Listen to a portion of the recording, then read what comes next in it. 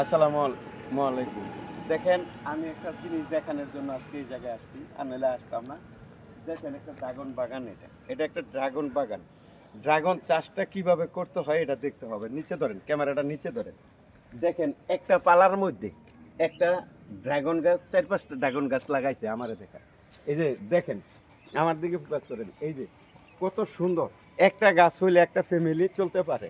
Dragon গাছ এই সুন্দর করে যদি আমরা প্রত্যেকটা ফ্যামিলি একটা করে চাষ করি, তাহলে আমরা ড্রাগন কিনতে হয় না, কারোর কাছ থেকে কিনতে হয় না। এই যে দেখেন ড্রাগন গাছ, আরেকটা ড্রাগন গাছ দেখেন, আরেকটা, মানে তুই বুঝতে পারবেন।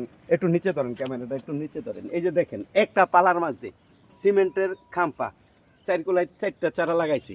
হ্যাঁ, দেখেন উপরে কি সুন্দর করে উপরে উঠছে। এই যে দেখেন, একটা ফ্যামিলিতে একটা গাছ লাগাইলে এইভাবে তো আর ড্রাগন আমাদের কিনা খাইতে হয় না একটা ফ্যামিলির মাঝে।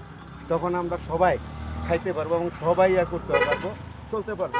হ্যাঁ, ফ্যামিলিটা খুব সুন্দর হবে। এই দেখেন ড্রাগন গাছটাও কত সুন্দর হয়েছে। এইদিকে একটু ঘুরাই ধরেন। হ্যাঁ, ড্রাগন গাছটা কত সুন্দর হয়েছে। এই যে অনেক সুন্দর, অনেক অনেক।